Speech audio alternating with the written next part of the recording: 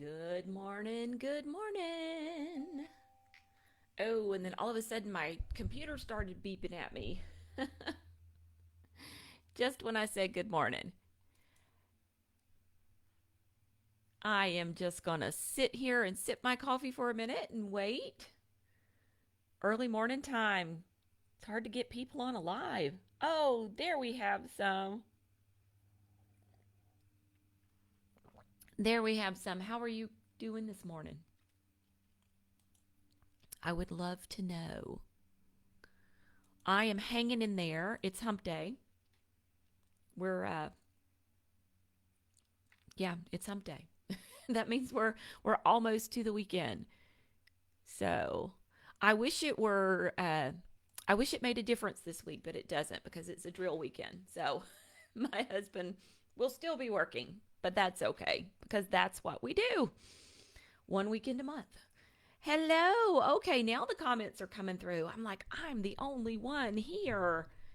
But no, I see all these wonderful, wonderful good mornings. Okay, so as you're coming on this morning, and we're going to let some people filter in before I talk about today's tip. I would like to know, what have you tried this week, either from the challenge tips or the challenge activities, and how has it gone? So I would love for you to comment and let me know. Oh, Elizabeth, I love your attitude. She is getting ready for another delightful day. Oh, yes, it's Homeschool 2020. Hold on, I have to show you. Um, the one where we became trendsetters. So, our graphic designer for Your Morning Basket Plus, Katie, makes these for us. And so she made the one yesterday and then she made the one today as well. Jane is listening on the road. All right, Jane, if you're driving, make sure you're only listening. And then Stephanie, I am so sorry about your coconut milk and having to use vanilla creamer. So, Samantha, you can get all the other tips on the review page. Okay. So, the review page has every day when I get done, I put the tip up. Actually, I'm going to try to grab you the link right now. Every day when I get done, I put the tip up and all the activities are there as well. So if you lose an email, if you um let's see, there's the page. Or you miss a tip, you can go back and watch them. Good, Jennifer. Yes. Very good. You know what, Julie, you can stretch those jokes out a number of days. And once you figure out this is something that really speaks to my kid, you can find joke books at the library. You can order them fairly inexpensively on Amazon. You could just like get a collection. And actually, we're going to be talking a little bit about that today. So, yeah. So, if you are just joining us new and you're like, who is this crazy lady who looks like she's half asleep? My name is Pam Barnhill. I have a podcast called the Your Morning Basket Podcast. Basically, my job, other than my main job, which is to homeschool my children, my side hustle is to help homeschool moms. That's what I do. I just like with any kind of tips, with morning time. Moms want to start morning time, and I'm like, I can help homeschool moms start morning time. We can start bringing more delight and more joy to our school day together. And so that is what I do, is I help moms bring more joy to their homeschool day.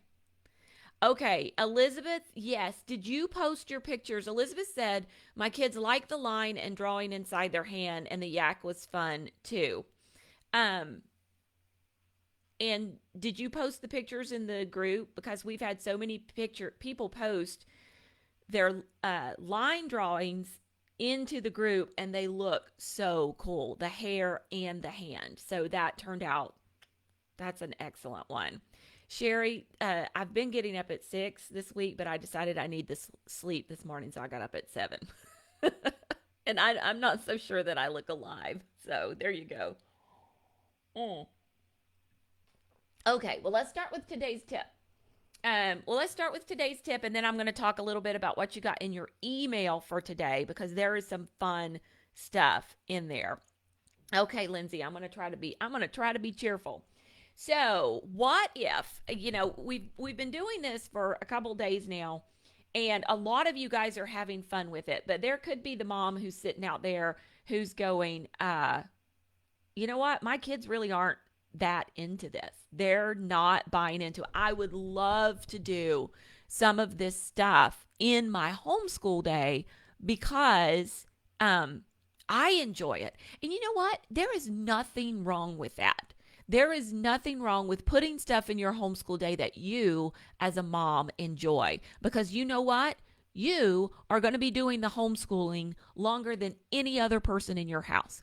If you have 3 kids, 4 kids, 5 kids, your kids are going to do 13 years of homeschooling. But you are going to do way more than that. So it is completely okay that you want to put things in your homeschool day that bring you joy and that bring you delight. And so that's why you're here. You're like, we need something to shake us up. Or maybe you're like, oh man, what if we could learn all the words to the hymns that we sing at church? And so we don't have to hold a hymnal anymore. My little kids, even my littlest kids, will know the songs to the hymns. Wouldn't that be great? And they've got them hidden in their heart for years and years after they, grow up because you taught them. Or what if we could learn to love classical music? What if there's some beautiful classical music out there that we would just so enjoy? I want to introduce this to my children. I feel like it's important to introduce them to the great artists of the world.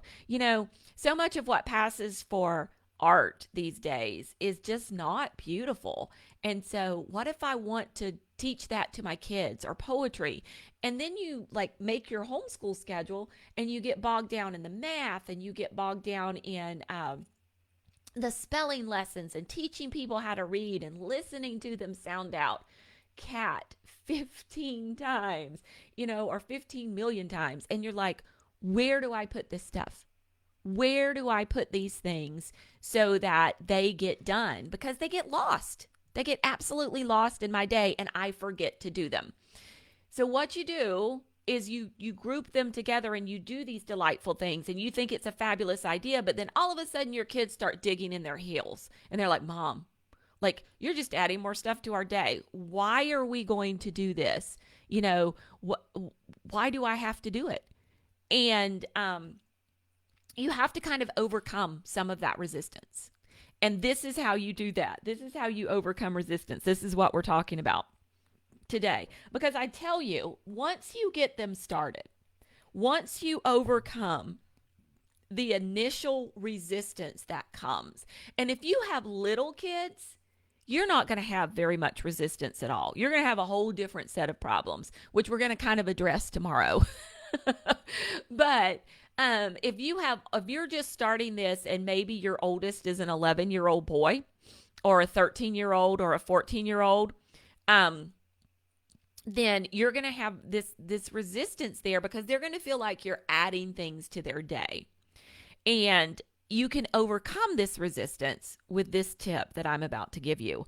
And the tip is, do something especially for that tough kid, that one tough kid that is kind of driving the attitudes of everybody else with their comments.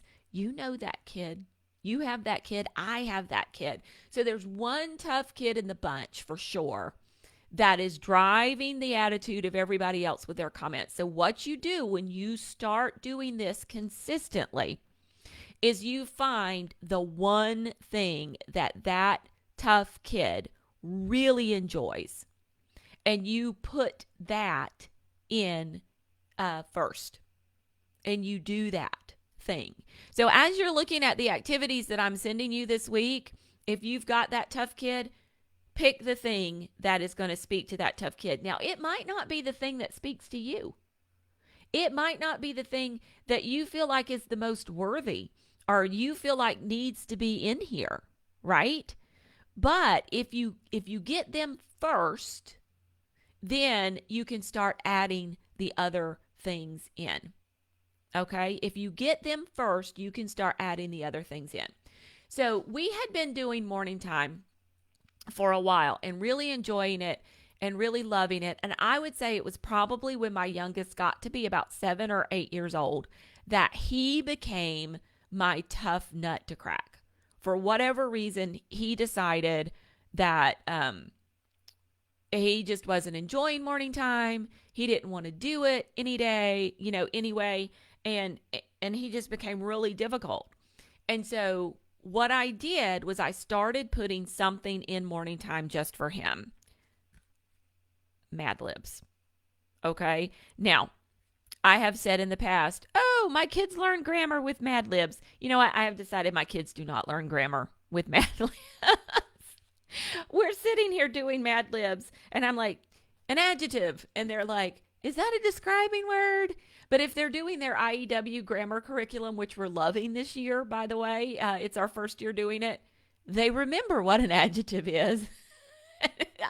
So I have totally changed my mind about Mad Libs being an effective way to learn grammar. But what Mad Libs does is it gets the buy-in.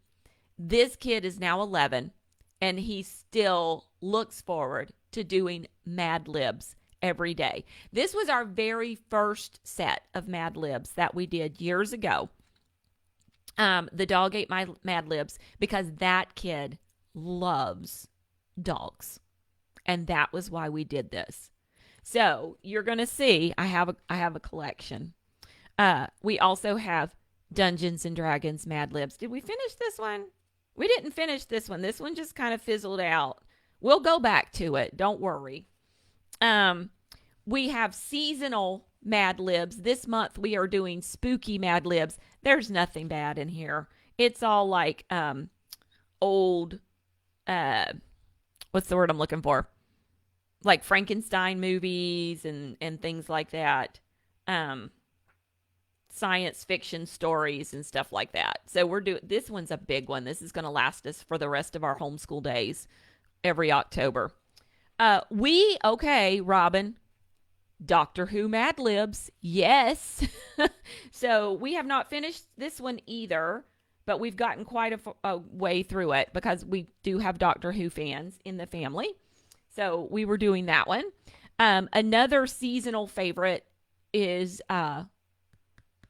November Gobble Gobble Mad Libs. So we pull these out every year in November and work just a little bit more through them. I don't have Christmas Mad Libs for some reason. I'm going to have to pick those up for this year. And then this is my particular favorite. Yes, you can even elevate Mad Libs. Much Ado About Mad Libs. And we've only done a handful of these. I pull it out every now and then when I want to elevate my Mad Libs a little bit and do something different. So that is what, on the days that kid is resistant, it's not all the time.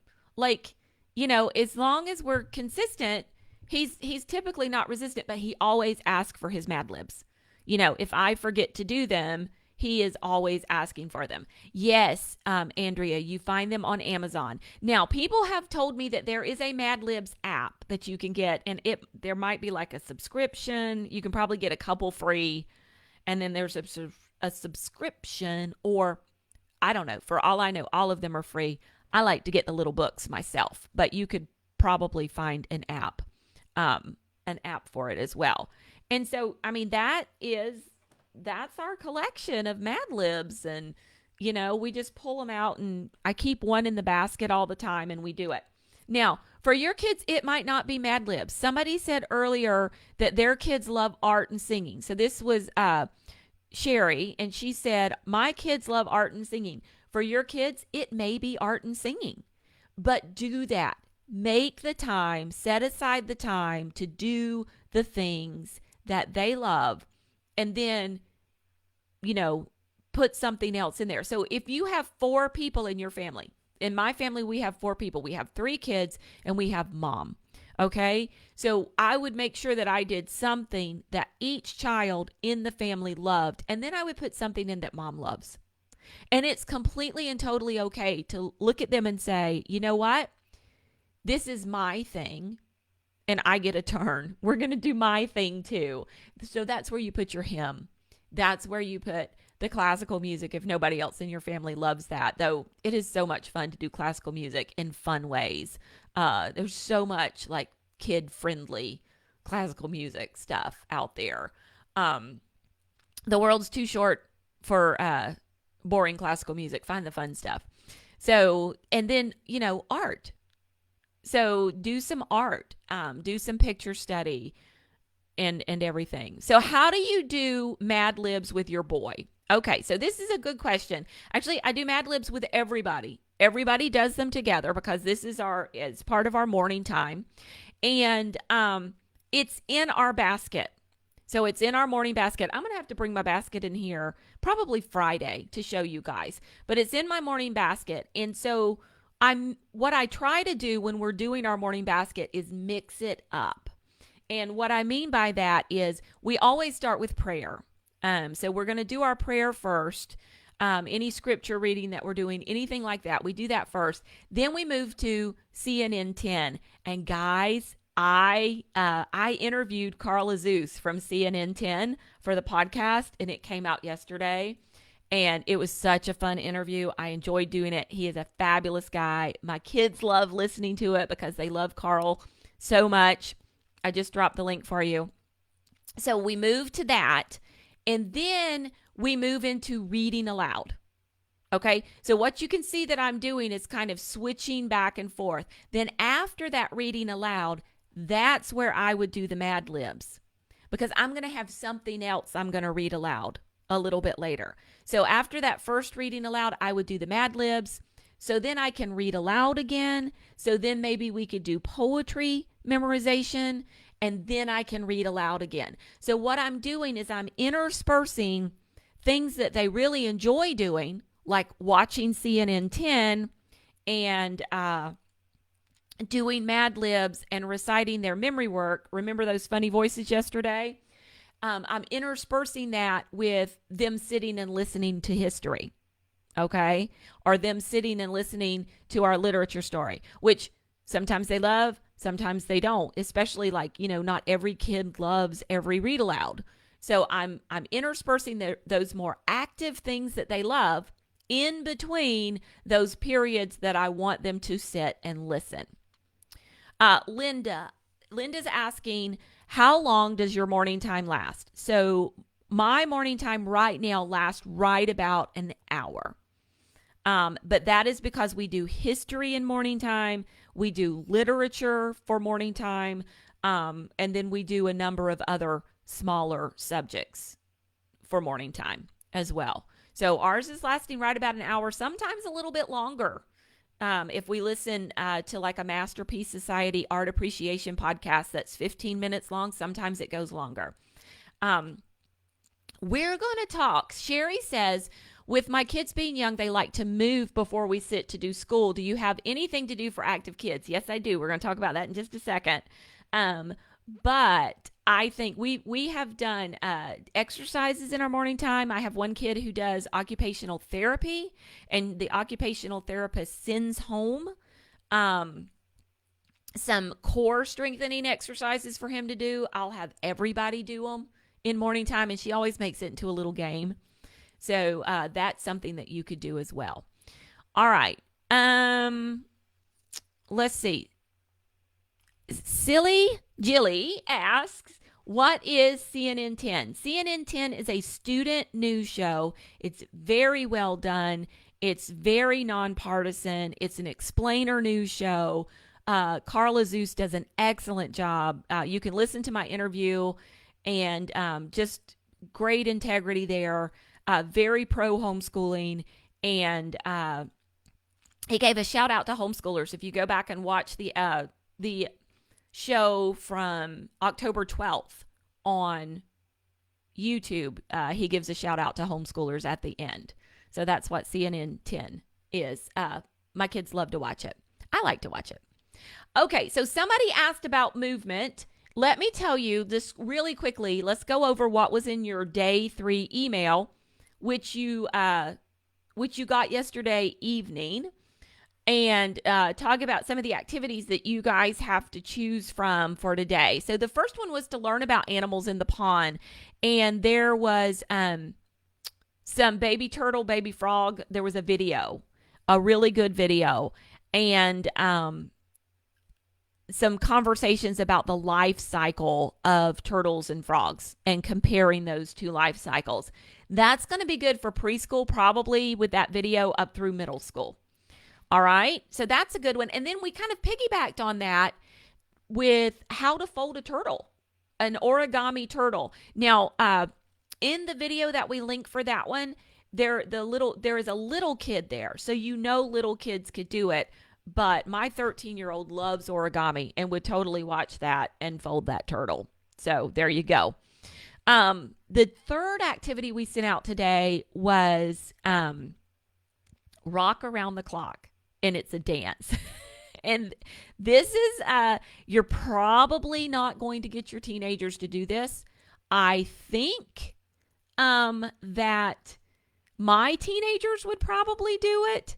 So I think that my teenagers would probably do it, but it's a dance, and it's a choreographed dance. It's easy to pick up, but it like has two groups of dancers, and one group's doing this and the other group's doing that. It's set to rock around the clock, and yeah, good luck getting the teens to do it, but your little kids are going to love it. And then we do have something very specifically for the teens today. It is finding the gospel in Greek mythology. Finding the gospel in Greek mythology. Angie, I'm so glad you have already done it and you guys had a blast. Yay, that is so much fun.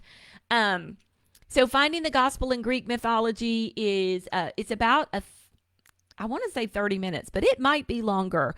It's a webinar, and you read the myth of Orpheus and Eurydice before you watch the webinar. You could read this out loud to your kids. I will tell you that anybody younger than middle school, your kids are going to zone out and they're not going to listen to that one. But middle school and up,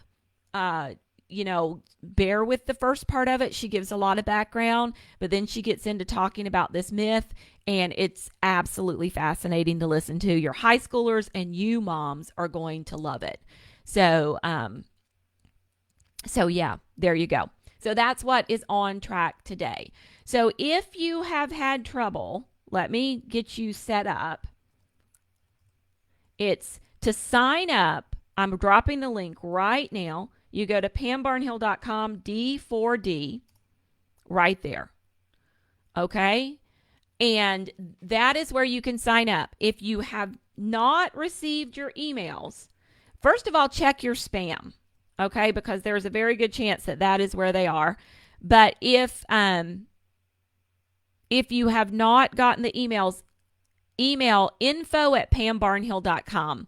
And we're going to do two things. We're going to put you, we're going to ask our email service, why is this person not getting our emails? And then the second thing we're going to do is we're going to get you signed up and send you the link to the review page where you can find everything. Yeah, Sam, sometimes it just happens. It really does. And our email service provider is very aggressive about if you've ever been on the list before and you unsubscribed, they don't let you back on the list. Now, that may not be what happened to you. And hey, I get it. I unsubscribe from people's lists all the time and then resubscribe later. But they're very aggressive about not letting you back on. So anyway, we'll get you straightened out. Sam, if you will just email info@pambarnhill.com, tell them you've signed up, you haven't got anything, Dawn is going to get you set up. And then you can go to the review page. The review page is up through October 31st. So be sure to use it between now and then. Okay, let me catch a couple questions before I let you guys go for the day. Julie, I have not used Go Noodle. I think a couple of people here have recommended it. I haven't used it, so I'll have to check that out. Sherry, yes. Homeschool TikTok, hilarious. Love it. Let me see. Good, Dawn. Go into the reference page. Andrea, if you signed up late, go to that reference page, and that's where everything will be. Cindy, you too. Info at pambarnhill.com will get you where you need. I hope you're still listening to what I said to Sam. Stacy, you too. Evangeline wants to know what I use for history in my morning basket. We are using Genevieve Foster's, I'm going to get it wrong. It's the one about Augustus Caesar, but I can't remember the exact name of it.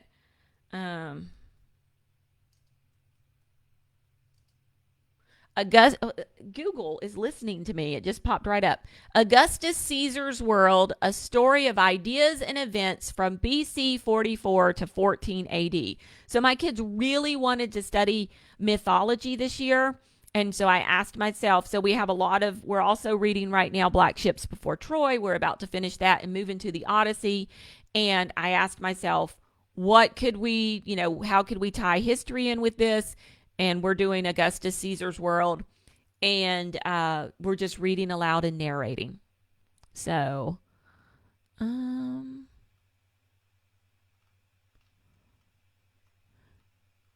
okay, I think Lindsay wants to know, with a wide range of ages, have you ever found CNN 10 to have content not appropriate for younger ages? Okay, so Lindsay, what Carl said in the interview was and he phrased it like this: if you have younger kids, parents preview the video. I will say that we have been watching this since my son was 9. My youngest was 9. I have never previewed, and we've never watched any. Now, we watch it maybe about 3 times a week is how often we get to it. On average, some weeks we watch all 5. Some weeks we're lucky to get to the 3. And there's never been a time where I was like, whoa, we're going to turn this off. The other thing Carl said in the interview yesterday is if you're talking about violence, and, these are hard news stories that need to be covered. But if you're talking about violence, you can talk about violence and demonstrate what's going on by showing pictures of gunshot holes in a window, as opposed to showing pictures of bodies laying on the ground. So that's kind of, now, if your children are going to still be disturbed by talk of violence, not gratuitous, but, and this was the other thing he said, it's relevant to the entire country. They're not going to go into some local audience that had, some murder happen and just for salaciousness put it on their news show. Like something happening across the whole country that's relevant to the whole country. If your children are disturbed by talk of that and pictures of those, gunshot holes in the window, then CNN 10 is not going to be for you.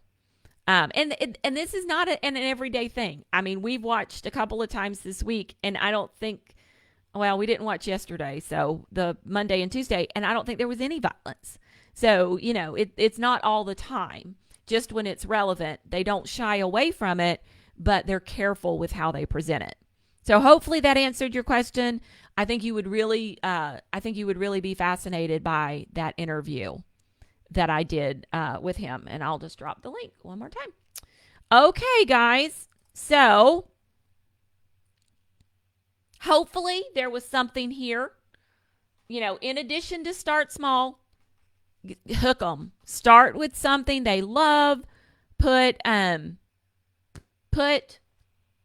things that they love in there, and then start putting in the things that you love. And you can use a loop schedule to do this. And boy, that's a whole other conversation that we can have. But, put things in that they love, put things in that you love, and then that's the way you hook them and get them on board. Remember, we talked about this earlier this week.